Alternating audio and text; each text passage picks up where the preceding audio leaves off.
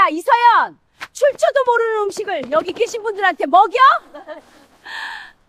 최고급 골프 리조트 한복판에서 예비 시어머니의 손바닥이 서연의 뺨을 갈랐습니다.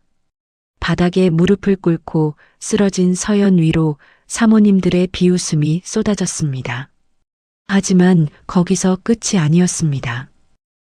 죄송합니다. 제 비서가 좀 서투른 편이라서요.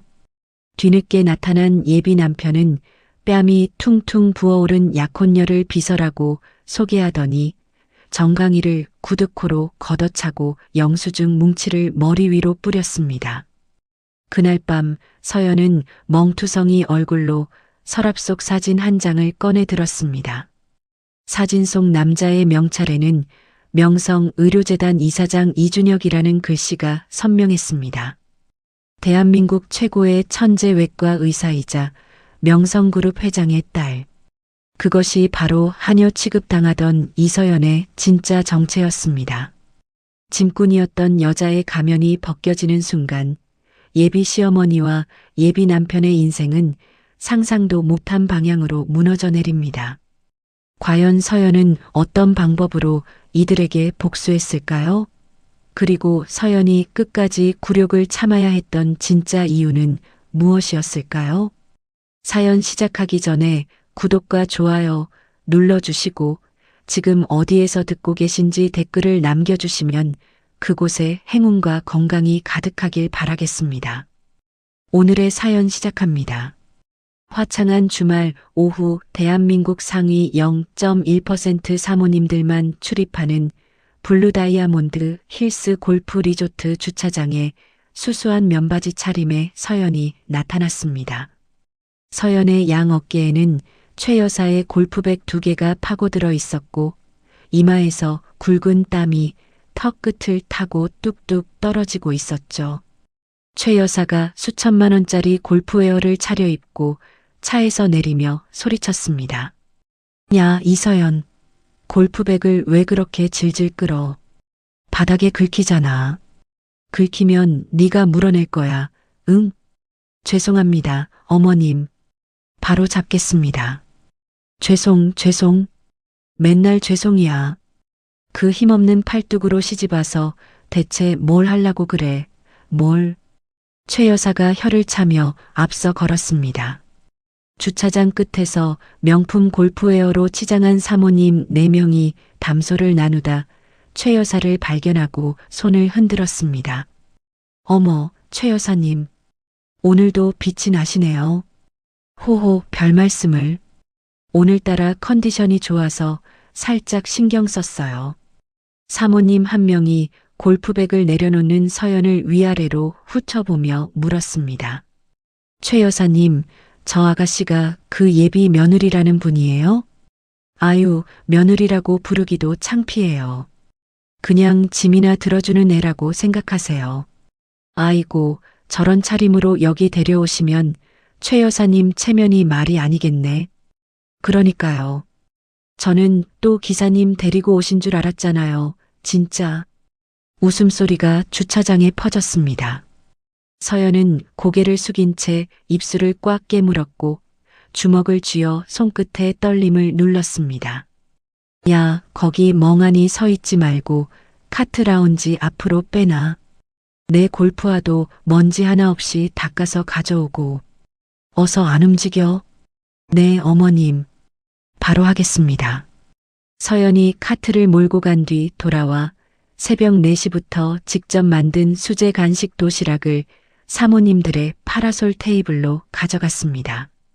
어머님, 오늘 모임에 드실 간식을 준비해 왔습니다. 새벽에 직접 구운 거예요. 달콤한 버터 향이 퍼지자 사모님 한 명이 스콘을 집으려 했습니다. 손대지 마세요. 최 여사의 고함에 사모님의 손이 허공에서 딱 멈췄습니다. 이서연, 이게 뭐야? 네가 만든 게 뭐가 믿을 만하다고. 여기 계신 분들이 무슨 실험 대상이야? 탈이라도 나면 네가 책임질 거야. 응? 어머님, 재료 하나하나 제가 직접 골라서. 됐다니까? 입을 열면 변명이야, 변명. 최 여사가 도시락을 집어 바닥에 내동댕이 쳤습니다. 스콘과 쿠키가 산산조각 나며 흩어졌고 샌드위치 소스가 최 여사의 한정판 골프화에 튀었습니다. 최 여사가 자신의 골프화를 내려다보는 순간 눈이 찢어질 듯 치켜 올라갔습니다. 이 인연이 이게 얼마짜린 줄 알아? 네가 평생 벌어도 못 사. 이 더러운 년아. 짝! 서연의 왼쪽 뺨에 최 여사의 손바닥이 장렬했습니다. 서연의 고개가 옆으로 꺾이며 바닥에 무릎을 꿇고 쓰러졌죠. 어머 세상에. 저러다 경찰 오는 거 아니야? 에이, 집안일인데 뭘. 시어머니가 며느리 가르치는 거지. 비웃음이 섞인 수군거림 사이로 서연은 아무 말 없이 두 손으로 바닥에 흩어진 음식 부스러기를 쓸어 담기 시작했습니다. 손톱 사이로 과자 가루가 끼어 들어갔지만 서연은 뺨을 감싸주지도 않았습니다. 깨끗이 치워. 자국 하나라도 남으면 오늘 네가 집에 못 가는 줄 알아. 네, 어머님. 그때 골프장 라운지에서 고급 양복의 민우가 VIP 고객 2명과 악수를 나누며 걸어 나왔습니다. 민우의 시선이 바닥에 쪼그려 앉은 서연에게 닿았습니다. 죄송합니다. 제 비서가 좀 서투른 편이라서요. 아직 수습 기간이라 양해 부탁드립니다. 서연이 고개를 들어 민우를 올려다보았습니다. VIP 고객들이 떠나자 민우의 얼굴에서 미소가 칼로 벤 듯 사라졌습니다. 야, 이서연. 여기가 어딘데 이 꼬라지야. 내 체면이 바닥을 기잖아. 민우 씨, 저 어머님한테. 그건 네 사정이고. 오늘 저녁 디너쇼 좌석 배치는 다 끝난 거야? 그게 아직 마무리를. 아직? 며칠 전에 시켰잖아. 대체 뭐하고 자빠져 있었던 거야? 민우가 서연의 정강이를 구두코로 걷어찼습니다. 서연이 정강이를 움켜쥐며 몸을 웅크리자 민우가 주머니에서 법인카드 영수증 뭉치를 꺼내 서연의 머리 위로 뿌렸습니다. 영수증 정리 내일 새벽까지. 이 셔츠 드라이클리닝에서 아침에 회사로 가져와. 하나라도 빠뜨려봐. 그날이 네 마지막 날인 줄 알아. 민우가 구겨진 셔츠를 서연의 얼굴에 던지고 돌아섰습니다. 서연은 얼굴을 덮은 셔츠를 천천히 걷어내며 민우의 뒷모습을 바라보았습니다. 서연의 턱 근육이 팽팽하게 당겨져 있었습니다. 그날 저녁 호텔 그랜드 볼룸에서 BVIP 디너쇼가 열리는 동안 서연은 디너쇼장 밖 복도에 쪼그려 앉아 수백만 원어치 답례품 상자를 홀로 포장하고 있었습니다. 서연이 화장실에 가려고 일어서는데 디너쇼장 안쪽 문틈으로 최 여사의 목소리가 새어나왔습니다. 우리 민우가 아깝죠, 진짜. 그 집안이 뭐가 있다고. 부모는 이름도 못 들어본 사람들이고 본인은 고작 번역 아르바이트나 하는 주제에 그런 집 며느리를 왜 들이세요, 최 여사님? 내가 100번은 말렸어요. 근데 민우가 우기니까. 어차피 쓸모가 닿으면 내보낼 거예요. 시한부 며느리인 셈이죠. 아이고, 독하시네. 독하긴요. 솔직히 짐 들고 심부름하라고 데리고 다니는 거지. 내가 걔를 진짜 며느리로 생각한 적이 있어야죠. 서연의 발이 문 앞에서 멈췄습니다. 서연은 표정 하나 바꾸지 않고 주머니 속 스마트폰의 녹음 버튼을 눌렀습니다. 디너쇼가 끝난 밤 11시 서연은 만취한 최 여사를 본가까지 운전에 모셔다 드렸습니다. 야, 이서연. 운전 똑바로 해. 차에 흠집이라도 나면 네 대가리를 박아버릴 거야. 네, 어머님. 조심히 모시겠습니다. 현관문을 열자마자 최 여사가 바닥에 주저앉으며 토사물을 쏟아냈고 시큼한 냄새가 현관을 가득 채웠습니다. 서연은 눈 하나 깜짝하지 않고 바닥을 닦고 최 여사의 옷까지 깨끗이 닦아낸 뒤 안방에 눕혀드렸습니다. 자정이 넘어 낡은 오피스텔로 돌아온 서연은 욕실 거울 앞에 섰습니다. 왼쪽 뺨에 시퍼렇게 번진 손바닥 자국이 형광등 아래 선명하게 드러났죠. 서연이 서랍 깊숙한 곳에서 액자 하나를 꺼냈습니다. 흰 가운을 입은 중년 남자와 어린 서연이 나란히 웃고 있는 사진이었고, 남자의 가슴에는 명성 의료재단 이사장 이준혁이라는 명찰이 달려 있었습니다. 아버지, 조금만 더 참을게요. 조금만 더. 서연의 목소리가 갈라졌습니다.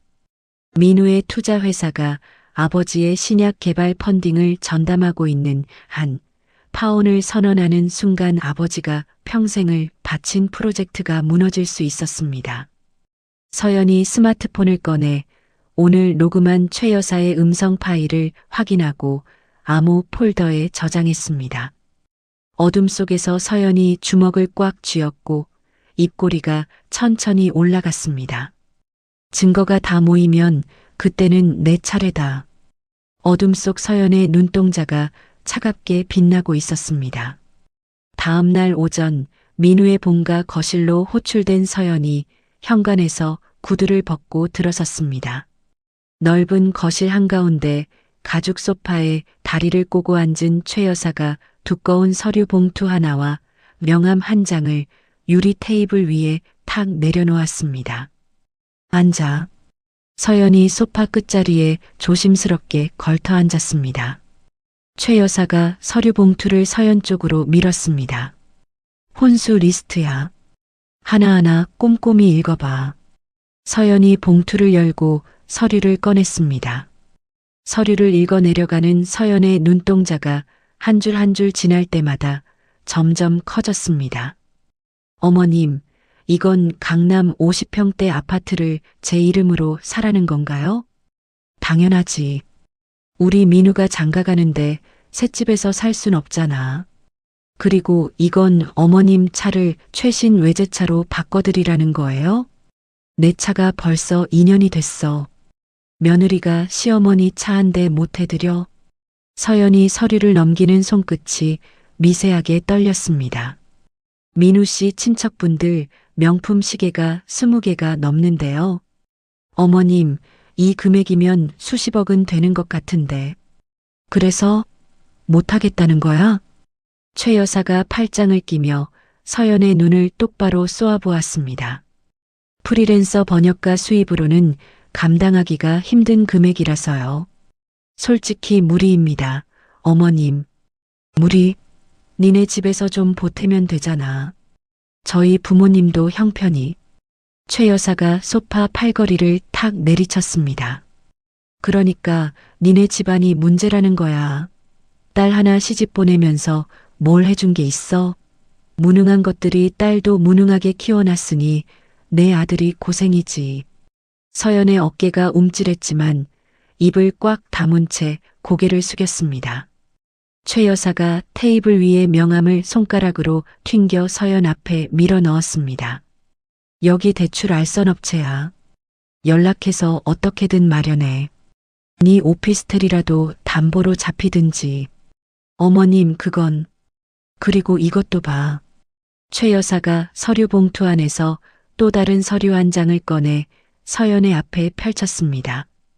혼전 계약서라는 제목 아래 빼곡하게 적힌 조항들이 서연의 눈에 들어왔습니다. 결혼 후 재산 분배에 대한 일체의 권리를 포기한다는 내용이었고 사실상 신체 포기 각서에 준하는 조건들이 나열되어 있었죠. 도장 찍어. 어머님, 이건 아무리 봐도. 도장 찍으라면 찍어.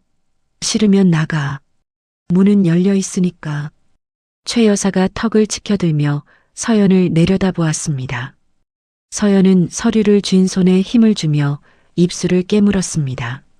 서연은 아무런 대꾸 없이 자리에서 일어나 민우의 회사로 향했습니다. 민우의 투자 회사가 있는 강남의 고층 빌딩 로비를 지나 엘리베이터를 타고 올라간 서연은 비서실 앞에서 제지를 당했습니다. 본부장님, 지금 미팅 중이십니다. 약속 없으시면 들어가실 수 없어요. 잠깐이면 됩니다. 비켜주세요. 서연이 비서의 만류를 뚫고 집무실 문을 잡아당겼습니다. 문이 열리는 순간 서연의 몸이 굳었습니다. 넓은 집무실 안쪽 가죽 의자에 민우가 앉아 있었고 민우의 무릎 위에 짧은 치마를 입은 여자가 걸터 앉아 민우의 목에 팔을 감고 있었습니다. 두 사람의 얼굴이 맞닿을 듯 가까웠죠. 민우가 문 쪽을 보며 눈살을 찌푸렸습니다. 야, 노크도 안 하고 뭐야? 서연의 시선이 민우의 무릎 위 여자에게 고정되었습니다. 여자가 천천히 민우의 무릎에서 내려와 머리카락을 쓸어 넘기며 서연을 위아래로 훑어보았습니다. 아, 이 사람이 그 얘기하던 비서야? 민우가 자리에서 일어나 양복 소매를 매만지며 태연하게 말했습니다. 소개할게. 오유진. 대한민국 최고 로펌 대표의 딸이자 나의 중요한 비즈니스 파트너야. 앞으로 내 인생의 동반자가 될 사람이기도 하고. 서연의 눈동자가 흔들렸습니다. 오유진이 팔짱을 끼며 서연에게 고개를 까딱했습니다. 오래 서 있지 말고 커피 3잔만 타와. 아메리카노 2잔, 카푸치노 1잔. 카푸치노는 시나몬 많이. 민우가 턱짓으로 탕비실을 가리켰습니다. 빨리 갔다 와. 중요한 사람 앞에서 멍 때리지 말고. 서연이 주먹을 꽉 쥐었다가 천천히 폈습니다. 서연은 아무 말 없이 돌아서서 탕비실로 향했습니다. 탕비실에서 커피를 내리는데 반쯤 열린 문틈으로 민우의 목소리가 흘러나왔습니다. 유진아, 명성병원 펀딩 것만 마무리되면 바로 정리할 거야. 이서연이 명의로 대출 몇 개 더 받아내고 그 돈 빼돌린 다음에 깔끔하게 파혼하면 돼. 그 여자가 순순히 응할까? 응하고 말고가 어딨어. 내가 쥐고 있는 게 얼마나 많은데. 걔 오피스텔 담보 잡힌 것만 해도 꼼짝 못해. 오유진의 웃음소리가 탕비실까지 또렷하게 들려왔습니다. 역시 민우 오빠. 머리 하나는 끝내준다니까. 서연의 커피잔을 잡은 손이 부들부들 떨렸습니다. 서연은 떨리는 손을 다른 한 손으로 꽉 잡아 누르고 깊게 숨을 들이마셨습니다. 며칠 뒤 민우가 서연의 오피스텔로 불쑥 찾아왔습니다. 민우의 손에는 사채 대출 서류가 들려 있었죠. 여기 서명해. 네 오피스텔 담보로 대출받아서 내 벤처 투자금으로 써야 돼. 민우 씨, 제 오피스텔은 제가 가진 전부예요. 이것마저 잡히면 저는. 그럼 어쩔 건데? 그동안 네가 나한테 쓴 데이트 비용이 얼마인 줄 알아? 다 청구할까? 민우가 주머니에서 또 다른 서류를 꺼내 서연의 얼굴 앞에 흔들었습니다. 이거 네 직장 동료들한테도 다 뿌렸어. 이서연이 내 돈 갈취한 내역서라고. 안 믿겠으면 내일 출근해봐. 서연의 얼굴에서 핏기가 빠졌습니다. 서연은 입술을 깨물며 사채 대출 서류를 내려다보았습니다. 아버지의 병원 펀딩 프로젝트가 민우의 투자회사에서 안전하게 분리될 시간이 필요했습니다. 서연은 겁에 질린 표정을 지으며 떨리는 손으로 대출 서류에 서명하는 연기를 했습니다. 잘했어. 앞으로도 시키는 대로 해. 네 주제에 딴 생각하면 그날로 끝이야. 민우가 서류를 낚아채며 씩 웃고 오피스텔 문을 나갔습니다. 문이 닫히자 서연의 겁먹은 표정이 싹 걷혔습니다. 서연은 책상 아래 숨겨둔 초소형 카메라의 녹화 파일을 확인했습니다. 민우가 사채 대출을 강요하는 장면이 처음부터 끝까지 선명하게 촬영되어 있었습니다. 서연은 파일을 암호화된 서버에 업로드하고 오유진과의 불륜 정황과 최 여사의 폭언 녹음 파일 옆에 나란히 저장했죠. 그날 밤 서연은 예비 며느리 자격으로 민우의 본가에 들렀습니다. 최 여사가 잠든 사이 서연은 서재의 책장을 조심스럽게 뒤져 탈세 정황이 담긴 비밀 장부 사본을 확보했습니다. 서연의 스마트폰 카메라가 장부의 매 페이지를 한 장 한 장 찍어 나갔습니다. 다음 날 새벽 서연은 민우의 차량 하부에 부착해둔 도청기에서 새로운 녹음 파일을 수신했습니다. 민우가 누군가에게 전화를 거는 목소리가 담겨 있었죠. 최 원장, 명성병원 자금 빼돌리는 거 차질 없이 진행해. 이 회장이 눈치채기 전에 끝내야 돼. 서연의 눈이 날카롭게 빛났습니다. 서연은 모든 증거 파일이 완벽하게 교차 검증되는 것을 확인한 뒤 서랍 깊숙이 넣어두었던 서류 한 장을 꺼내 책상 위에 펼쳤습니다. 가족관계 증명서라는 제목 아래 아버지 이준혁, 딸 이서연이라는 이름이 또렷하게 적혀 있었습니다. 서연은 증거 폴더 전체를 한 번 더 암호화하여 클라우드에 업로드했습니다. 그리고 달력을 펼쳐 민우의 투자회사가 가장 큰 파티를 벌이는 날짜에 빨간 원을 그렸습니다. 가장 높이 올라간 날, 가장 깊이 떨어뜨려 줄게. 서연이 나지막하게 중얼거리며 달력 위에 빨간 원을 손가락으로 꾹 눌렀습니다. 한 달 뒤 새벽 3시, 서연의 낡은 오피스텔에서 스마트폰 진동이 어둠을 찢었습니다. 잠결에 전화를 받은 서연의 얼굴이 순식간에 하얗게 질렸죠. 이 사장님이 자택 집무실에서 피를 토하고 쓰러지셨습니다.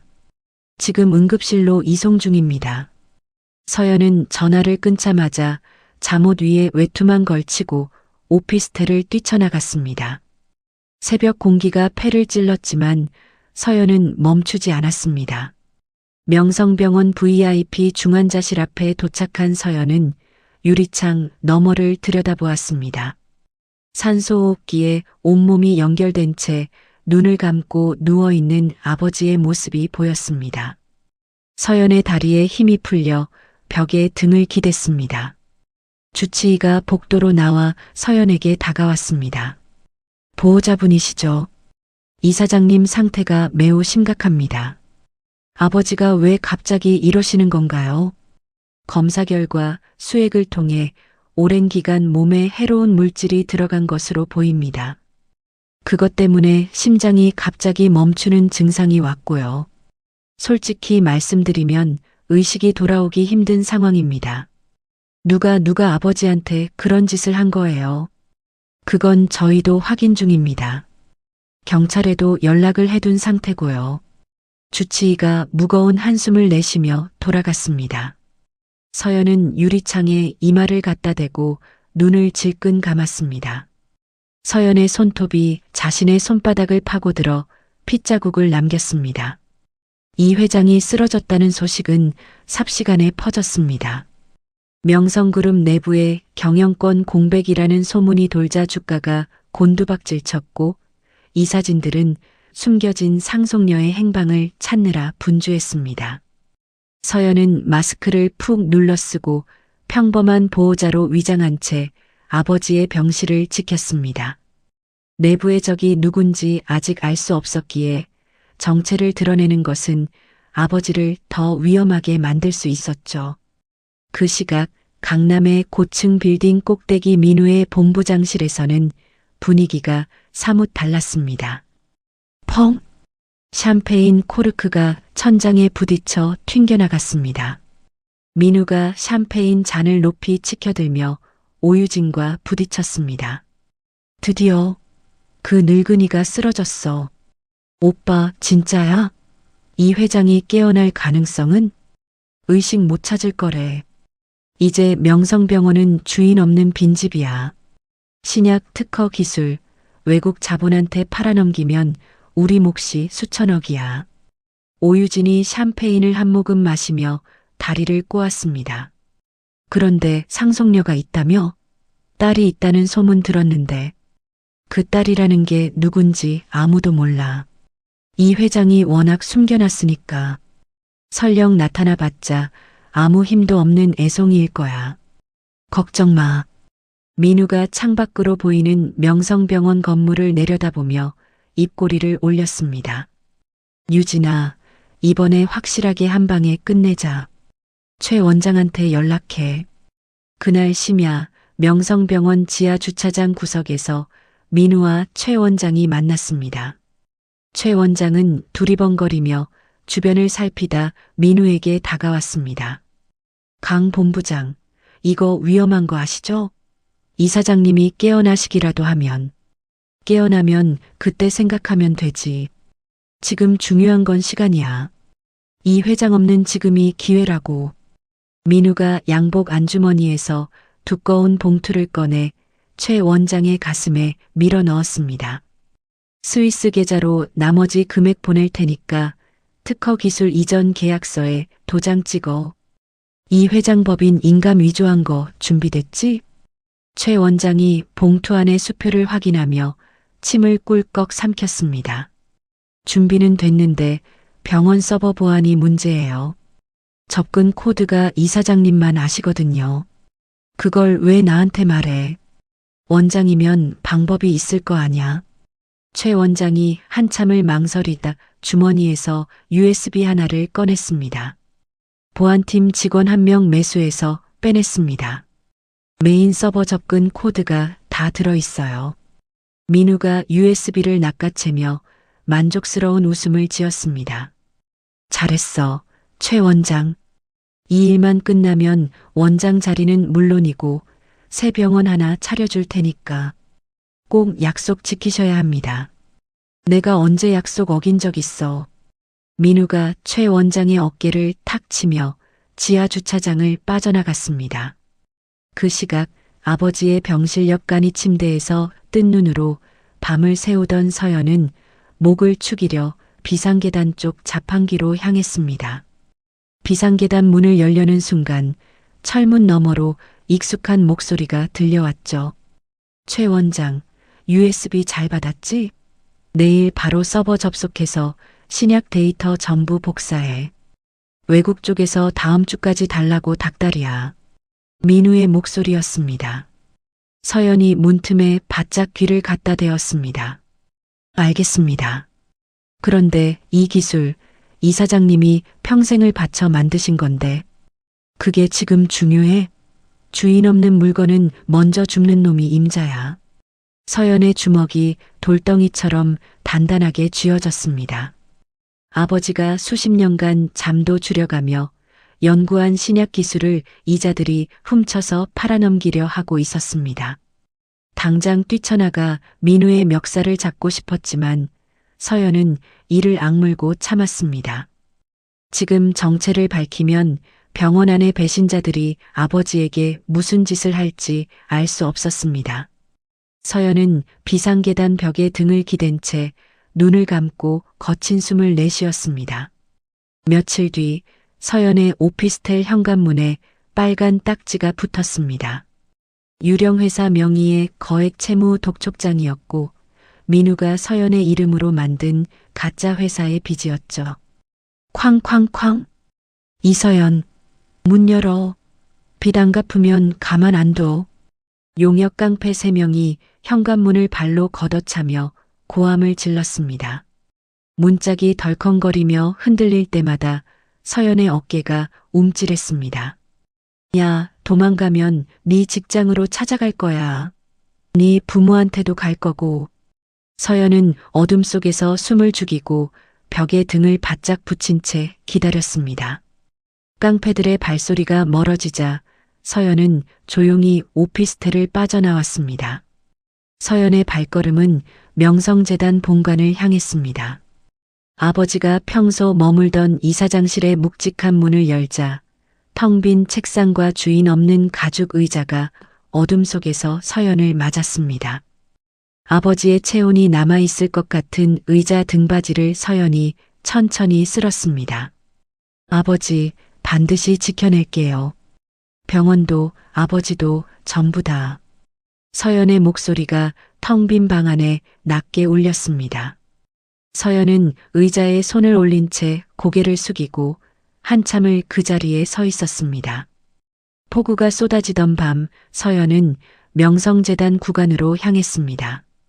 아버지가 과거 연구실로 쓰던 낡은 서재에는 오래된 종이 냄새와 먼지가 뒤섞여 있었죠. 서연은 손전등 하나의 의지에 책장 사이를 후쳤습니다. 아버지가 생전에 했던 말이 떠올랐습니다. 서연아, 아버지한테 무슨 일이 생기면 구간 서재로 가거라. 거기에 네가 알아야 할 것들을 다 남겨놨다. 서연이 책장 뒷면을 더듬자 손끝에 차가운 금속 감촉이 닿았습니다. 책장을 옆으로 밀어내니 벽면에 숨겨진 소형 금고가 모습을 드러냈습니다. 서연은 아버지의 생년월일을 눌러 금고를 열었습니다. 금고 안에는 봉투 3개가 가지런히 놓여 있었습니다. 첫 번째 봉투에는 비상 연락망이, 두 번째에는 유언장이, 세 번째에는 병원 내부 배신자들의 이름이 빼곡하게 적힌 명단이 들어 있었습니다. 서연이 명단을 읽어 내려가다 손이 멈췄습니다. 최 원장의 이름 옆에 아버지의 필체로 쓴 메모가 있었죠. 이자가 가장 위험하다. 절대 방심하지 마라. 서연이 명단을 주머니에 넣으려는 순간 등 뒤에서 발소리가 들렸습니다. 서연이 몸을 돌리며 손전등을 비추자 검은 수트를 입은 남자가 두 손을 들어 보이며 한 걸음 뒤로 물러섰습니다. 누구세요? 서연이 경계의 눈빛을 보내며 한 발 뒤로 물러났습니다. 놀라지 마십시오. 윤도진이라고 합니다. 이 회장님의 오랜 후원을 받은 변호사입니다. 변호사요? 이 시간에 여긴 왜 온 거예요? 이 사장님이 쓰러지신 게 단순한 병이 아니라는 걸 확인하려고 왔습니다. 저도 독립적으로 조사를 하고 있었습니다. 도진이 양복 안주머니에서 명함을 꺼내 서연에게 내밀었습니다. 서연이 명함을 받아들고 손전등으로 비추었습니다. 윤도진, 기업 전문 M&A 변호사라는 글자가 선명했죠. 이 회장님과는 어떤 관계인데요? 저는 보육원에서 자랐습니다. 이 사장님이 제 학비를 대주시고 미국 유학까지 보내주셨습니다. 저한테는 아버지 같은 분이십니다. 도진이 정중하게 고개를 숙였습니다. 그리고 이서연 이사님, 이 사장님의 무남 동료 외동딸이시죠. 오래전부터 알고 있었습니다. 서연의 눈이 날카롭게 좁아졌습니다. 제 정체를 어떻게 알고 있는 거예요? 이 사장님이 직접 말씀하셨습니다. 혹시 자신에게 무슨 일이 생기면 딸을 지켜달라고. 그래서 오랜 시간 멀리서 지켜보고 있었습니다. 도진이 가방에서 두꺼운 서류 뭉치를 꺼내 금고 위에 펼쳤습니다. 이건 제가 자체적으로 추적한 자료입니다. 명성병원 내부 자금 흐름 보고서, 강민우의 투자회사에서 빠져나간 돈의 경로, 그리고 민우가 이서연 이사님 명의로 만든 유령회사의 조작 증거까지 전부 담겨 있습니다. 서연이 서류를 한 장 한 장 넘기며 꼼꼼히 읽었습니다. 민우가 서연의 이름으로 만든 가짜 회사의 설립 경위, 자금 세탁 경로, 위조된 서명까지 상세하게 정리되어 있었습니다. 이 정도 자료라면 민우를 법적으로 몰아넣을 수 있겠네요. 네. 하지만 지금 당장 움직이면 민우가 증거를 인멸할 겁니다. 그래서 제안이 하나 있습니다. 도진이 서연의 눈을 똑바로 바라보았습니다. 저와 손을 잡으시겠습니까? 민우 일가를 완벽하게 끝장내는데 제 모든 것을 걸겠습니다. 서연이 도진을 한참 동안 말없이 바라보았습니다. 서연의 눈동자가 도진의 서류와 얼굴을 번갈아 훑었죠. 좋아요. 대신 한 가지 조건이 있어요. 말씀하십시오. 제 앞에서 거짓말하면 그 순간 끝이에요. 아버지 은인이든 뭐든. 약속하겠습니다. 도진이 단호하게 고개를 끄덕였습니다. 서연이 손을 내밀었고 도진이 그 손을 잡아 악수했습니다. 다음 날 두 사람은 명성병원 근처의 보안이 철저한 호텔 펜트하우스에 비밀 베이스 캠프를 차렸습니다. 도진이 들여온 서버 장비와 모니터들이 거실 전체를 가득 채웠죠. 서연은 여전히 용역 깡패들에게 쫓기는 불쌍한 예비 며느리 연기를 하며 민우의 본가를 드나들었습니다. 최 여사가 미용실에 간 틈을 타 서재에 몰래 들어가 금고 뒤편에 초소형 도청 장치를 붙였습니다. 어머님, 오늘도 골프 모임이세요? 차 빼드릴까요? 필요 없어. 대신 저녁에 손님 오시니까 집안 청소 깨끗하게 해놔. 티끌 하나라도 보이면 가만 안 둘 거야. 네, 어머님. 알겠습니다. 서연이 고개를 숙이고 나가면서 입꼬리가 살짝 올라갔습니다. 같은 시각 도진은 민우의 투자회사에 자금을 대는 외국 헤지펀드 대표에게 연락을 취했습니다. 미스터 장, 당신의 한국 내 불법 로비 사진이 제 손에 있습니다. 조용히 강민우의 프로젝트에서 손을 떼시면 이 사진은 세상에 나오지 않습니다. 전화 너머에서 침묵이 흘렀고 곧 다급한 목소리가 돌아왔습니다. 알겠소. 내일 당장 투자 철수 서류를 보내겠소. 도진이 전화를 끊으며 서연에게 고개를 끄덕여 보였습니다. 외국 자금줄 하나 끊었습니다. 잘 됐어요. 다음은 오유진 쪽이에요. 서연은 오유진 로펌의 뇌물수수 비리 자료를 정리해 익명으로 검찰에 투서했습니다. 며칠 안에 검찰의 칼날이 오유진의 집안을 향할 것이고 민우와 유진 사이에 균열이 생길 터였죠. 작전 회의를 하던 중 도진의 시선이 서연의 팔에 멈췄습니다. 소매가 살짝 거쳐 드러난 서연의 팔뚝과 정강이에 시퍼런 멍자국이 선명하게 남아 있었습니다. 도진의 얼굴이 순식간에 굳어졌습니다. 이사님, 이 멍은 신경 쓰지 마세요. 오래된 거예요. 강민우가 한 겁니까? 서연이 대답 대신 소매를 내렸습니다. 도진이 주먹으로 책상을 내리쳤고 책상 위의 서류가 바닥으로 흩어졌습니다. 반드시 갚아주겠습니다. 100배로. 서연이 흩어진 서류를 주우며 담담하게 말했습니다. 감정은 나중에요. 지금은 타이밍이 중요해요. 디데이 언제로 잡을 건지 그것부터 정합시다. 두 사람은 밤새 머리를 맞대고 디데이 반격 시나리오의 타임라인을 확정했습니다. 민우의 투자회사가 명성병원 인수 축하 파티를 여는 바로 그날이 결전의 날이었죠. 외국 자본이 빠져나간 사실을 까맣게 모르는 민우는 언론에 명성병원 인수 임박 기사를 대대적으로 터뜨렸습니다. 최 여사는 강남 최고급 뷰티 살롱을 전세 내고 친구들을 불러 모았습니다.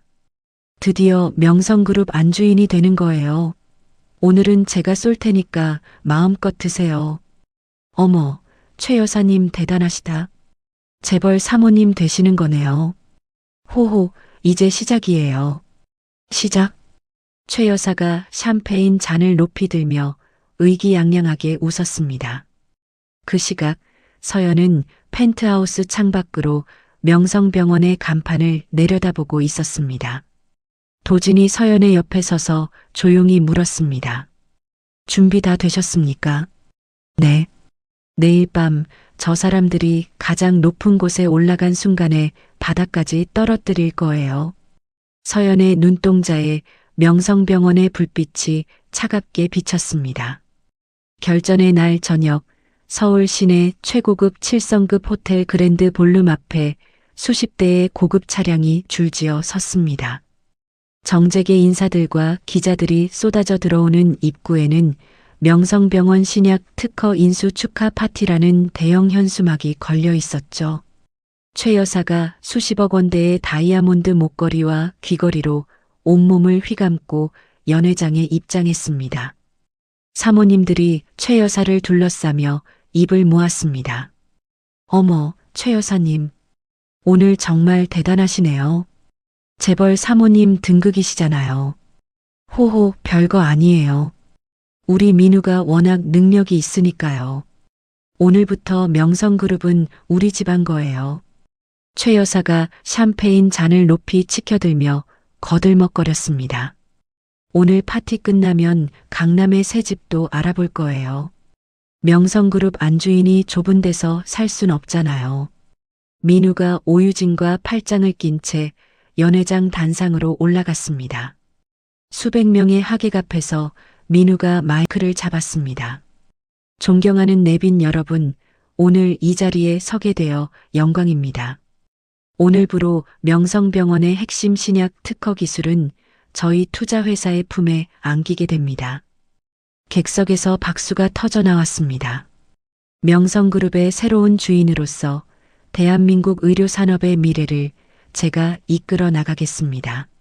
민우가 양팔을 벌리며 자신감 넘치는 미소를 지었습니다. 오유진이 옆에서 민우의 팔을 잡으며 함께 고개를 숙여 인사했죠. 파티의 하이라이트인 특허 양도 계약 조인식 시간이 다가왔습니다. 직원이 붉은 벨벳 쿠션 위에 계약서와 도장을 올려 단상으로 가져왔습니다. 민우가 위조된 도장을 집어들고 계약서 위에 가져갔습니다. 도장이 종이에 닿기 직전 연회장의 조명이 한꺼번에 꺼졌습니다. 객석이 술렁거렸습니다. 뭐야, 정전이야? 무슨 일이지? 어둠 속에서 거대한 메인 스크린이 환하게 켜졌습니다. 스크린에 민우의 얼굴이 대문짝만하게 떠올랐습니다. 민우가 최 원장에게 횡령 자금을 건네는 장면이 재생되기 시작했죠. 최 원장, 명성병원 자금 빼돌리는 것 차질 없이 진행해. 민우의 목소리가 연회장 스피커를 통해 쩌렁쩌렁 울려 퍼졌습니다. 이어서 민우와 오유진이 사무실에서 미래를 나누는 영상이 띄워졌습니다. 유진아, 이서연이 명의로 대출 몇 개 더 받아내고 그 돈 빼돌린 다음에 깔끔하게 파혼하면 돼. 객석이 웅성거리기 시작했습니다. 저거 강민우 아니야? 불륜이잖아. 저 여자 오유진 아니야? 다음으로 최 여사가 사채업자에게 전화하는 녹취록이 흘러나왔습니다. 이서연이 그년한테 빚독촉 확실하게 해. 겁을 줘야 말을 듣지. 용역 보내서 문짝을 부숴버려. 기자들이 일제히 카메라를 들어 스크린을 촬영했습니다. 플래시가 폭죽처럼 연달아 터졌죠. 민우의 얼굴이 하얗게 질렸습니다. 이게 뭐야? 당장 스크린 꺼버리라고. 민우가 단상에서 고함을 질렀지만 영상은 멈추지 않았습니다. 오유진이 민우의 팔을 잡아당기며 다급하게 속삭였습니다. 오빠, 빨리 나가자. 이러다 큰일 나. 바로 그 순간 굳게 닫혀있던 연회장의 육중한 정문이 거칠게 열렸습니다. 탁, 탁, 탁. 높은 구두굽이 대리석 바닥을 찍는 소리가 연회장을 가로질렀습니다. 최고급 맞춤 정장을 입은 서연이 수십 명의 경호원과 도진의 호의를 받으며 레드카펫을 밟고 걸어 들어왔습니다. 낡은 면바지 차림의 짐꾼은 어디에도 없었습니다. 서연의 어깨는 곧게 펴져 있었고 눈빛에는 서늘한 카리스마가 서려 있었죠. 최 여사가 샴페인 잔을 떨어뜨렸습니다. 잔이 바닥에 부딪혀 산산조각 났습니다. 이서연? 네가 왜 저런 차림으로 저 경호원들은 뭐야? 민우가 단상 위에서 눈을 비비며 뒷걸음질 쳤습니다. 뭐야, 이게 뭔 상황이야? 야, 이서연, 네가 감히 여기에. 도진이 서연의 옆에서 마이크를 잡아들었습니다. 도진의 목소리가 연회장 전체를 압도했습니다. 내빈 여러분께 공식적으로 알려드리겠습니다. 지금 이 자리에 서 계신 분은 이서연 이사님이십니다. 대한민국 최고의 천재 외과 의사이자 명성의료재단을 설립하신 이준혁 이사장님의 무남동녀 외동딸이시며 명성재단 지분 60%를 보유한 최대 주주이십니다. 연회장이 폭발한 듯 술렁거렸습니다. 뭐? 이서연이 명성그룹 상속녀라고? 저 여자가 이 회장 딸이었어? 최 여사의 다리가 후들후들 떨리기 시작했습니다. 거짓말이야. 인연이 번역 알바나 하는 거지 출신이잖아. 사기야, 사기. 서연이 단상 위로 올라갔습니다. 사색이 된 민우의 손에서 계약서를 낚아챘습니다. 서연이 계약서를 양손으로 잡고 수백 명의 하객들이 지켜보는 앞에서 갈기갈기 찢었습니다. 종이 조각들이 눈처럼 허공에 흩날렸죠. 이 계약서는 위조된 인감으로 작성된 불법 문서입니다. 원본은 존재하지 않습니다. 서연이 마이크를 잡고 차갑게 선언했습니다. 오늘부로 명성그룹의 이름으로 진행된 모든 투자를 전면 철회합니다. 그리고 강민우와 최 원장을 기술 유출 및 사기 혐의로 고소장을 이미 제출했음을 알려드립니다. 연 회장이 벌집을 쑤신 듯 난리가 났습니다. 투자자들이 자리에서 벌떡 일어났고 오유진의 얼굴이 백지장처럼 하얘졌습니다. 오유진의 아버지가 민우에게 달려가 샴페인을 잔뜩 끼얹었습니다. 이 사기꾼 같은 놈, 내 딸을 여기에 끌어들여 놓고 우리 로펌이 지금 검찰 조사를 받고 있는 게 네 때문이었어. 투자자들이 민우를 둘러싸고 고함을 쏟아냈습니다. 내 돈 당장 돌려놔. 이 사기꾼 구속시켜. 하객들이 썰물처럼 연 회장을 빠져나갔습니다. 방금 전까지 수백 명이 가득 찬 연 회장에 민우와 최 여사만 덩그러니 남았죠. 최 여사의 다리가 풀려 대리석 바닥에 주저앉았습니다. 최 여사의 입에서 짐승 같은 울음소리가 터져나왔습니다. 으아, 끝났어. 다 끝났어. 최 여사가 무릎으로 바닥을 기어 서연 앞에 다가갔습니다. 서연의 명품 구두에 두 손으로 매달리며 이마를 바닥에 박았습니다. 서연아. 아니, 아가씨. 제가 눈이 멀었습니다. 귀한 분인 줄 모르고 제가 미쳤었어요. 제발 한 번만 봐주세요. 최 여사가 자신의 뺨을 양손으로 번갈아 때리기 시작했습니다. 짝, 짝, 짝. 이 못된 년이 눈이 있어도 사람을 몰라봤습니다. 제발 용서해 주세요.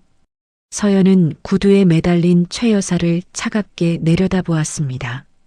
민우가 단상에서 뛰어내려와 서연 앞에 무릎을 꿇었습니다. 이마를 대리석 바닥에 찍기 시작했습니다. 쿵, 쿵, 쿵. 이마가 갈라지며 피가 흘러내렸습니다. 서연아, 잘못했어. 내가 미쳤었어.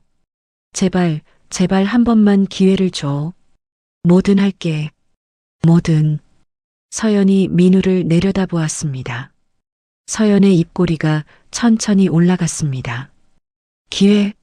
내가 바닥에 엎드려서 음식 부스러기를 쓸어 담을 때 네가 나한테 준 기회가 뭐였지? 민우의 입이 벌어졌다 닫혔습니다.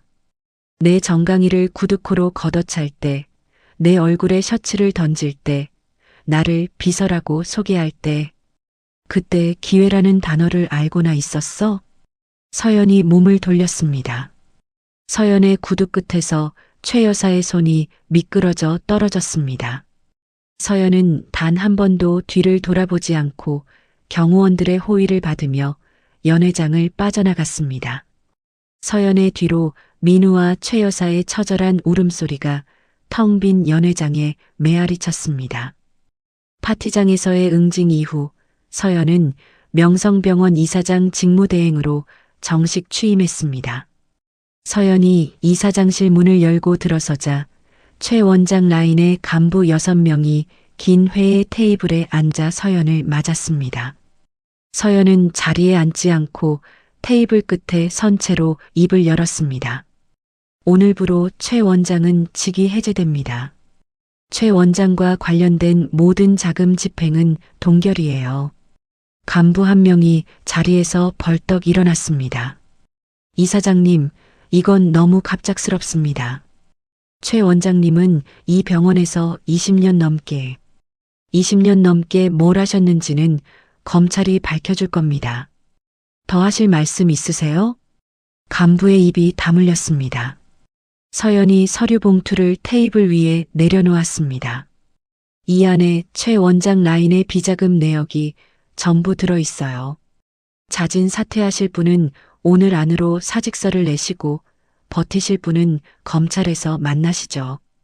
회의실이 싸늘하게 가라앉았습니다. 간부들이 서로의 얼굴을 살피다 하나둘 고개를 숙였죠. 하지만 민우는 끝나지 않았습니다. 오유진의 로펌에 남아있는 잔존 세력을 통해 검찰에 막대한 로비 자금을 뿌렸고 횡령 혐의에 대한 구속영장이 기각되어 불구속 수사 상태로 풀려났죠. 민우가 허름한 오피스텔 은신처에서 전화기를 붙잡고 고함을 질렀습니다. 해커 연결해. 명성병원 서버에 있는 내 자료 전부 지워야 해. 그리고 타블로이드지 기자, 김 기자, 그놈한테 전화 돌려. 전화를 받은 타블로이드지 기자에게 민우가 이를 갈며 말했습니다. 김 기자, 내가 자료를 넘길 테니까 기사 하나 터뜨려. 명성병원이 과거에 의료사고를 은폐했다는 내용으로 이 회장이 주범이라고 써. 금액은 원하는 만큼 줄게. 본부장님, 이게 사실이긴 한 겁니까? 사실이고 뭐고 중요한 게 아니야. 여론만 돌리면 돼. 가짜 환자 차트도 만들어놨고 피해자 인터뷰 영상도 준비됐어. 이서연이가 비자금 조성한 위조 문서까지 다 있으니까 걱정 마.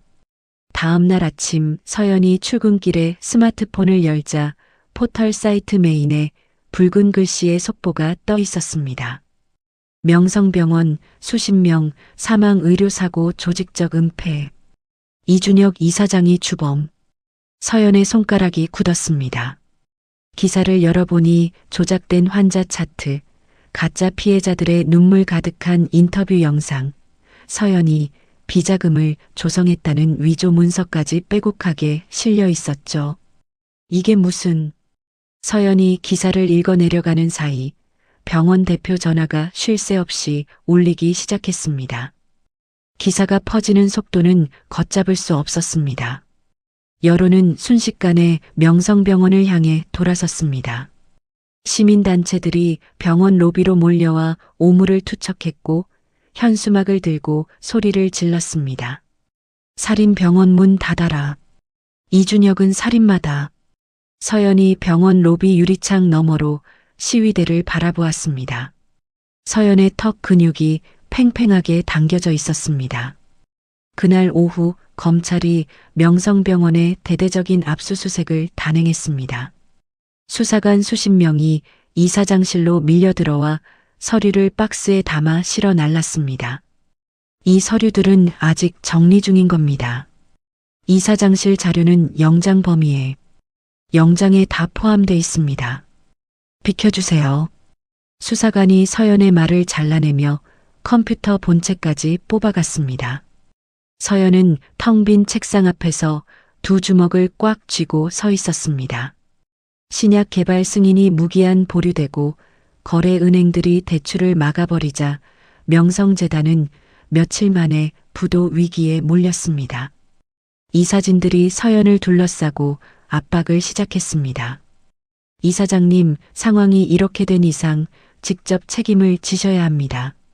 사퇴 촉구 연판장에 이사진 과반이 서명했습니다. 배임 혐의로 고발하는 안도 나왔고요. 서연이 이사진들의 얼굴을 하나하나 둘러보았습니다. 여러분이 겁먹은 건 이해해요. 하지만 지금 이 기사는 전부 조작된 겁니다. 조금만 시간을 주세요. 시간이요? 지금 병원이 하루하루 무너지고 있는데 시간을 달라고요? 증거를 가져오겠습니다. 이 기사를 누가 만들었는지, 왜 만들었는지 전부 밝혀내겠습니다. 이사진들은 고개를 저으며 회의실을 빠져나갔습니다. 서연은 텅 빈 회의실에 홀로 남아 창밖을 바라보았습니다. 그때 서연의 전화기가 울렸습니다. VIP 병동 담당 의사의 다급한 목소리가 쏟아져 나왔습니다. 이사장님, 큰일입니다. 이 회장님 심장이 멈추셨습니다. 지금 응급 처치 중입니다. 서연의 얼굴에서 핏기가 사라졌습니다. 서연은 전화기를 쥔 채 복도를 미친 듯이 달렸습니다. VIP 병동 앞에 도착하자 비상 사이렌이 울리고 있었습니다. 유리창 너머로 의료진이 아버지의 가슴에 기계를 대고 심장을 뛰게 하려는 모습이 보였습니다. 아버지. 서연이 유리창을 두 손으로 짚었습니다. 의료진의 고함 소리가 유리 너머로 울렸습니다. 한 번 더. 충전 완료. 아버지의 몸이 침대 위에서 들썩였습니다. 모니터의 심장 그래프가 평평한 선을 그리고 있었습니다. 서연의 다리에 힘이 풀려 차가운 복도 바닥에 주저앉았습니다. 서연의 눈에서 참아왔던 눈물이 볼을 타고 흘러내렸습니다. 아버지, 제발 눈 떠주세요. 아직 안 돼요. 그때 복도 끝에서 도진이 달려왔습니다. 바닥에 주저앉은 서연의 어깨를 단단히 붙잡아 일으켜 세웠습니다. 이사님, 일어나십시오. 도진 씨, 아버지 심장이. 이사장님은 반드시 살아나실 겁니다. 그리고 이 회장님을 이렇게 만든 자들, 제가 반드시 끝장내겠습니다. 도진이 서연의 눈을 똑바로 바라보며 말했습니다. 가짜 뉴스의 진원지를 찾아냈습니다. 기사에 나온 익명 제보자의 꼬리가 잡혔습니다. 지금부터 뒤집겠습니다. 서연이 소매로 눈물을 닦아냈습니다. 서연의 눈동자에 다시 불꽃이 살아났습니다. 뒤집어요. 남김없이. 그 시각 허름한 은신처에서 뉴스를 지켜보던 민우가 텔레비전 화면 속 명성병원 앞의 시위대를 보며 입꼬리를 찢어지게 올렸습니다. 이서연, 끝났어. 네가 아무리 발버둥 쳐도 이미 늦었어. 민우가 소파에 몸을 뉘이며 천장을 올려다보았습니다. 명성병원은 내가 묻어버릴 거야. 이 회장도 네 인생도 전부 다. 민우의 웃음소리가 어두운 방 안에 울려 퍼졌습니다. 하지만 민우는 몰랐습니다. 도진의 컴퓨터 화면에 가짜 뉴스 제보자의 얼굴이 선명하게 떠오르고 있었다는 것을. 다음 날 아침 도진이 펜트하우스 베이스 캠프에서 서연에게 모니터 화면을 돌려 보여주었습니다. 찾았습니다. 가짜 뉴스에 등장한 익명 제보자 박지영입니다. 이 회장님의 VIP 병동을 담당하다 한 달 전에 갑자기 퇴사한 간호사예요. 서연이 모니터 속 박지영의 사진을 들여다보았습니다. 이 사람이 제보자라고요? 제보자일 뿐만이 아닙니다. 도진이 키보드를 두드려 다른 화면을 띄웠습니다. 병원 CCTV 영상이 재생되었습니다. 심야 시간 박지영이 이 회장의 VIP 병실에 몰래 들어가 수액 주머니에 주사기로 무언가를 주입하는 장면이 선명하게 찍혀 있었죠. 서연의 눈이 크게 떠졌습니다. 이 여자가 아버지한테 독을 넣은 범인이에요? 맞습니다. 수백 개의 CCTV 영상과 병원 출입 기록을 교차 분석했습니다. 박지영은 퇴근 시간 이후에도 수차례 VIP 병동에 출입했고 매번 수액을 교체하는 시간과 이 회장님의 상태가 나빠진 시간이 정확히 일치합니다. 서연의 주먹이 떨렸습니다. 민우가 시킨 거죠. 네. 민우와 최 원장이 공동으로 사주한 겁니다. 그리고 박지영은 가짜 뉴스 제보 대가로 5억 원을 받았습니다. 지금 밀항 준비를 하고 있고요. 밀항이요? 어디로요? 인천항에서 화물선을 타고 동남아로 빠지려는 것 같습니다. 내일 새벽이 출항 시간입니다. 서연이 자리에서 벌떡 일어났습니다. 지금 바로 갑시다. 이사님, 위험합니다. 경찰에 넘기는 게 그 사이에 도망치면 어쩔 건데요. 아버지를 죽이려 한 사람이에요. 내 눈으로 직접 잡아야겠어요. 도진이 서연의 눈을 바라보다 고개를 끄덕였습니다. 알겠습니다. 제가 함께 가겠습니다. 그날 밤 서연과 도진은 인천항 근처의 허름한 모텔 골목에 도착했습니다. 비가 가늘게 뿌리고 있었고 골목의 가로등이 흐릿하게 깜빡였죠. 도진이 휴대폰 화면을 확인하며 서연에게 속삭였습니다. 3층 305호입니다. 박지영이 어제 체크인한 기록이 있습니다. 두 사람이 삐걱거리는 계단을 올라 305 앞에 섰습니다. 도진이 문을 3번 두드렸습니다. 안에서 인기척이 들렸지만 문은 열리지 않았습니다. 박지영 씨, 문 열어주십시오. 도망칠 곳은 없습니다. 쿵! 방 안에서 무언가 넘어지는 소리가 나더니 창문이 열리는 소리가 들렸습니다. 도진이 문을 발로 걷어찼습니다. 방 안으로 뛰어든 서연의 눈에 창문 밖으로 한 다리를 내민 박지영의 뒷모습이 보였습니다. 서연이 달려가 박지영의 팔을 잡아챘습니다. 놓으세요. 놓으라고요. 박지영이 발버둥을 치며 서연의 손을 뿌리치려 했습니다. 도진이 뒤에서 박지영의 허리를 붙잡아 방 안으로 끌어당겼습니다. 세 사람이 좁은 방바닥에 뒤엉켜 넘어졌고 박지영의 가방에서 여권과 현금 다발이 쏟아졌습니다. 도진이 박지영의 양손목을 잡아 눌렀습니다. 박지영이 바닥에 엎드린 채 숨을 헐떡였습니다. 서연이 바닥에 앉은 채 박지영의 얼굴을 정면으로 마주 보았습니다. 박지영 씨, 내가 누군지 알아요? 몰라요. 누군데요? 이준혁 이사장의 딸이에요. 당신이 수에게 독을 넣어서 죽이려 했던 그 사람의 딸. 박지영의 얼굴이 하얗게 질렸습니다. 아닙니다. 저는 시킨 대로 한 것뿐이에요. 저한테는 선택권이 없었다고요. 시킨 사람이 누군데요? 강민우죠? 박지영이 입을 꽉 다물었습니다. 도진이 휴대폰을 꺼내 박지영의 눈앞에 들이밀었습니다. 이거 보십시오. 당신이 내일 타려던 화물선 강민우가 수배한 겁니다. 그런데 이배의 브로커가 민우에게 보낸 메시지를 보십시오. 박지영이 화면을 읽었습니다. 박지영의 눈동자가 흔들리기 시작했습니다. 뭐라고요? 읽어보셨죠? 박지영 처리 확인 후 잔금 지급. 민우가 당신을 바다에 수장시키려고 한 겁니다. 밀항선이 아니라 관짝이었어요. 박지영의 얼굴에서 핏기가 완전히 빠졌습니다. 박지영의 입술이 파르르 떨리더니 이가 부딪히는 소리가 났습니다. 거짓말이에요. 강 본부장이 저한테 새 신분증 만들어준다고. 그 새 신분증은 당신의 묘비에 쓸 이름이었습니다. 도진이 차갑게 말을 잘랐습니다. 지금 2가지 길이 있습니다. 하나는 이대로 도망치다 민우한테 죽는 겁니다. 다른 하나는 내부 고발자로서 진실을 말하는 겁니다. 신변 보호는 제가 완벽하게 보장합니다. 박지영이 두 손으로 얼굴을 감쌌습니다.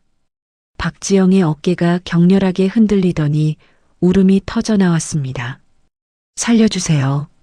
저 죽기 싫어요. 전부 말할게요. 다 말할게요. 박지영이 바닥에 이마를 박으며 오열했습니다. 강민우가 저한테 돈을 주면서 이 회장님 수에게 약을 넣으라고 했어요.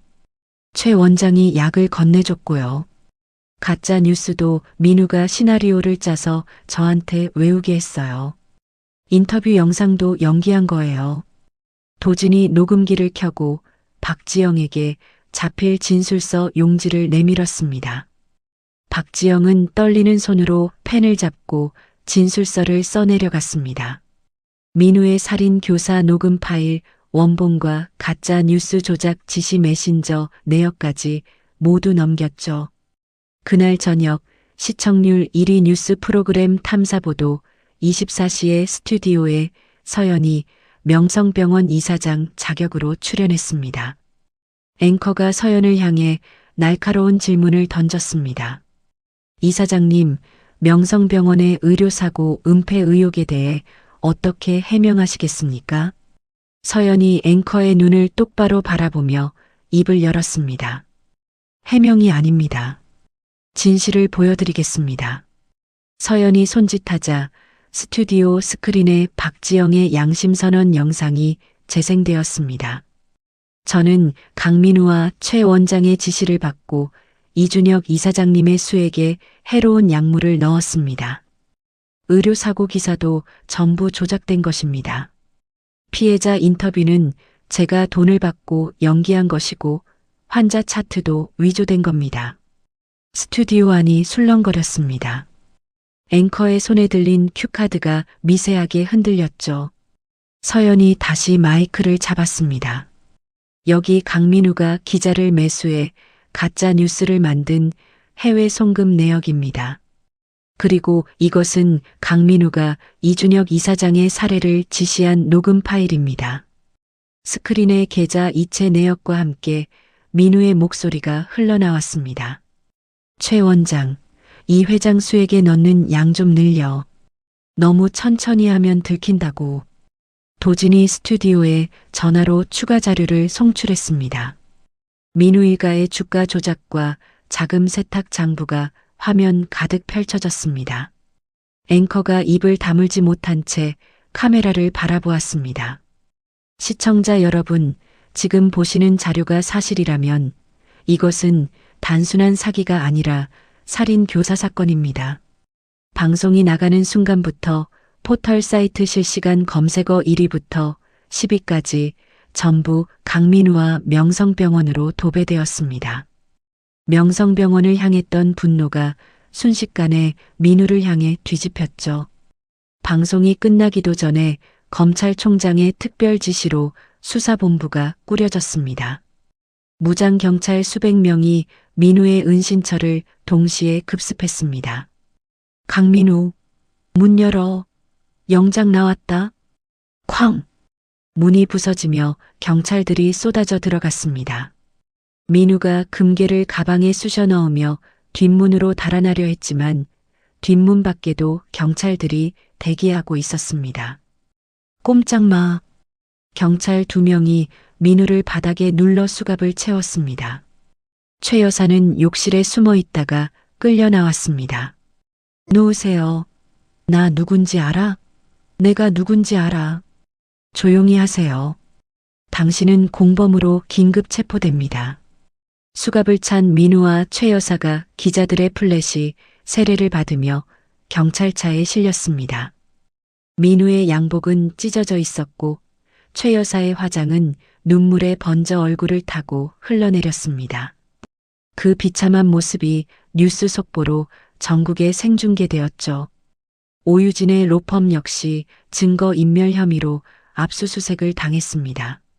민우와 관련된 모든 세력들이 도미노처럼 쓰러져 내렸습니다. 민우 일가가 체포된 지 3개월 후 서울중앙지법 대법정에 방청객들이 빼곡히 들어찼습니다. 재판장이 두꺼운 서류를 넘기며 판결문을 읽기 시작했습니다. 피고인 강민우, 피고인 최 여사. 두 사람은 기술 유출, 횡령, 살인 교사 미수 등의 혐의로 각각 징역 20년을 선고합니다. 방청석에서 탄식과 웅성거림이 터져나왔습니다. 죄수복을 입은 최 여사가 판결을 듣자마자 눈이 뒤집히며 의자에서 미끄러져 내렸습니다. 입에서 거품이 흘러나왔고 교도관 2명이 달려가 최 여사를 부축했습니다. 민우가 피고인석에서 벌떡 일어나 발악을 시작했습니다. 20년? 말도 안 돼. 이건 조작이야. 나는 억울해. 재판을 다시 해. 조용히 하세요. 교도관 3명이 민우의 양팔을 잡았지만 민우는 짐승처럼 몸부림을 치며 고함을 질렀습니다. 이서연, 네가 이렇게까지 할 거야? 네가 나한테 이럴 수는 없어.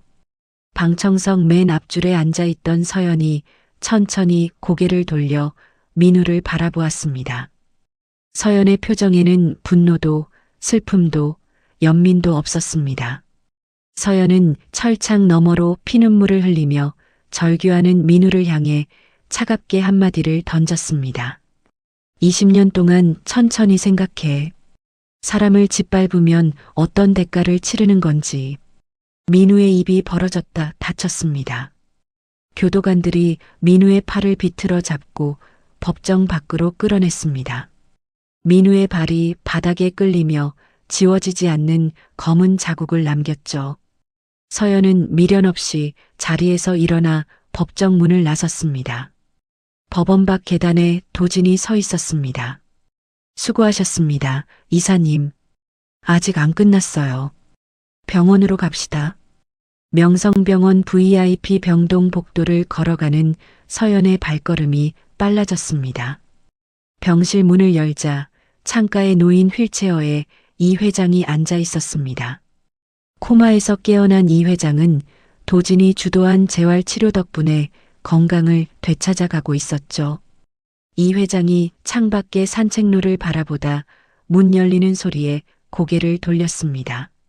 서연의 얼굴을 본 이 회장의 눈가에 주름이 깊게 잡혔습니다. 우리 딸 왔구나. 아버지. 서연이 휠체어 옆에 무릎을 꿇고 앉았습니다. 이 회장이 떨리는 손을 뻗어 서연의 머리카락을 쓸어 넘겼습니다. 고생 많았다, 서연아. 아버지가 쓰러져서 네 혼자 얼마나 힘들었을꼬? 아버지가 살아계시니까 괜찮아요. 다 괜찮아요. 서연의 목소리가 갈라졌습니다. 이 회장이 서연의 손을 꽉 잡았습니다. 도진이한테 다 들었다. 네가 그 험한 것들 속에서 병원을 지켜냈다면서 내가 사람 하나는 제대로 키웠구나. 아버지가 남겨주신 것들이 있었으니까요. 금고에 넣어두신 명단, 비상 연락망. 그게 없었으면 못 해냈을 거예요. 이 회장이 서연의 손등을 토닥이며 고개를 끄덕였습니다. 이제 명성병원은 네 거다. 아버지보다 더 잘할 거라고 믿는다. 이 회장이 두 팔을 벌렸습니다.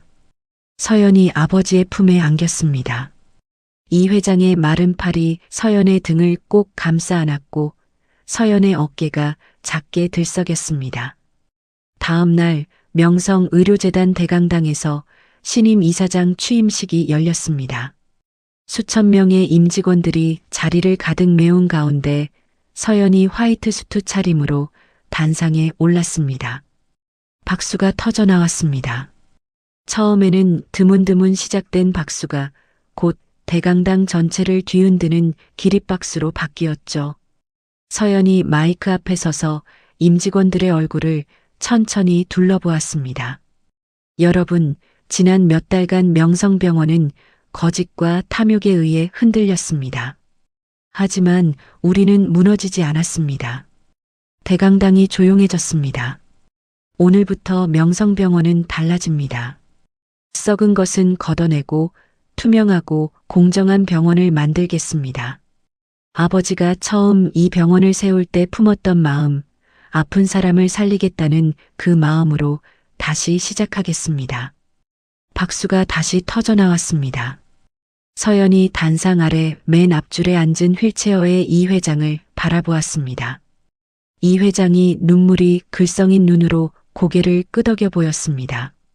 서연의 지휘 아래 명성병원의 신약 개발 프로젝트가 성공적으로 마무리되었습니다. 세계 각국에서 투자 제안이 쏟아졌고 명성그룹의 주가는 연일 올랐죠. 감옥에 갇힌 민우는 저녁 뉴스에서 서연의 얼굴을 보았습니다. 화면 속 서연이 외국 투자자들과 악수를 나누며 환하게 웃고 있었습니다. 민우가 이를 악물며 시멘트 벽에 이마를 박았습니다. 이서연. 같은 시각 교도소 다른 동에서는 최 여사가 무릎을 꿇고 화장실 바닥을 걸레로 닦고 있었습니다. 다른 수감자가 최 여사의 등을 발로 밀었습니다. 야, 변기 안쪽까지 깨끗이 닦아. 대충 하지 말고. 네. 알겠습니다. 최 여사가 고개를 숙인 채 변기 안쪽에 손을 넣어 닦았습니다. 골프장에서 서연에게 골프화를 닦으라고 호통치던 그 입으로 이제는 네, 알겠습니다를 반복하고 있었죠. 취임식 행사가 모두 끝난 저녁, 서연은 명성병원 펜트하우스 옥상 정원으로 올라갔습니다. 탁 트인 서울 시내의 야경이 발 아래로 펼쳐졌습니다. 수만 개의 불빛이 보석처럼 반짝이고 있었죠. 서연이 난간에 두 손을 올리고 깊은 숨을 내쉬었습니다. 골프장 주차장에서 짐꾼처럼 땀을 흘리던 날 바닥에 엎드려 음식 부스러기를 쓸어 담던 날, 복도에 쪼그려 앉아 리본을 묶던 날이 머릿속을 스쳐 지나갔습니다. 그때 등 뒤에서 익숙한 발소리가 다가왔습니다. 도진이 서연의 옆에 서서 같은 야경을 바라보았습니다. 고생 많으셨습니다. 이사장님. 도진 씨, 오늘부터는 이사장님이라고 부르지 마세요. 그러면 뭐라고 부를까요? 서연이 도진을 올려다보며 웃었습니다. 그냥 서연이라고 불러요. 도진이 양복 안주머니에서 작은 상자를 꺼냈습니다. 상자를 열자 눈부신 다이아몬드 반지가 야경의 불빛을 받아 빛났습니다. 서연 씨, 아니 서연아. 도진의 목소리가 살짝 떨렸습니다.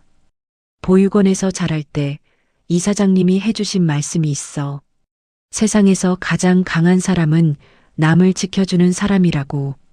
나는 그 말을 듣고 변호사가 됐고 널 지키겠다고 마음먹었어. 서연의 눈이 커졌습니다. 앞으로 남은 평생 너의 방패가 되고 싶어? 영원히 내 곁에 있고 싶어? 나랑 결혼해 줄래? 도진이 반지를 서연의 손 앞에 내밀었습니다. 서연의 눈가에 물기가 맺혔습니다. 서연이 입술을 깨물다 환한 미소를 지었습니다. 오래 기다렸어요, 그 말. 도진이 서연의 왼손 약지에 반지를 끼워 주었습니다. 다이아몬드가 서울의 야경과 함께 빛났죠. 서연이 도진의 품에 안겼습니다. 도진이 서연의 어깨를 감싸 안으며 이마에 입술을 가볍게 대었습니다. 쏟아지는 별빛 아래 두 사람은 오랫동안 서로를 아는 채 서 있었습니다. 수만 개의 불빛이 두 사람의 발 아래에서 축복하듯 반짝이고 있었습니다. 골프장에서 짐꾼 취급을 받던 여자는 이제 대한민국 최고의 의료재단을 이끄는 이사장이 되었습니다. 사람을 짓밟고 올라서려던 자들은 차가운 감옥 바닥에 무릎을 꿇었고 숱한 시련을 견뎌낸 서연은 일과 사랑을 모두 손에 쥐었습니다. 오늘 이야기의 주인공 서연은 대한민국 최고의 의료재단 상속녀였지만 아버지의 병원을 지키기 위해 스스로 짐꾼이 되는 길을 택했습니다. 골프장에서 뺨을 맞고 정강이를 걷어차이고 토사물을 치우면서도 서연은 단 한 번도 무너지지 않았습니다. 이를 악물고 증거를 모으고 때를 기다리고 마침내 자신을 짓밟았던 자들을 자신의 발 아래에 무릎 꿇게 만들었죠. 세상에는 남을 깔보고 짓밟으면서 자신이 높아졌다고 착각하는 사람들이 있습니다. 하지만 사람의 겉모습만 보고 함부로 대하면 그 대가는 반드시 돌아옵니다. 민우와 최 여사가 서연을 하녀 취급하던 그 순간들이 결국 자기 자신의 무덤을 파는 삽질이었던 셈이죠. 진짜 강한 사람은 남을 짓밟는 사람이 아니라 아무리 힘들어도 참고 견디며 자기 자리를 지켜내는 사람입니다. 서연이 그랬던 것처럼요. 오늘 이 이야기를 들으시는 여러분도 지금 힘든 일이 있더라도 포기하지 마시길 바랍니다. 참고 견딘 만큼 반드시 빛나는 날이 옵니다. 오늘 이야기가 마음에 드셨다면 구독과 좋아요 한 번씩만 눌러주세요. 여러분의 구독 한 번이 저에게는 큰 힘이 됩니다. 댓글로 오늘 이야기 중 가장 통쾌했던 장면을 남겨주시면 더 재미있는 이야기로 꼭 찾아뵙겠습니다. 오늘도 건강하시고 행복한 하루 보내세요. 감사합니다.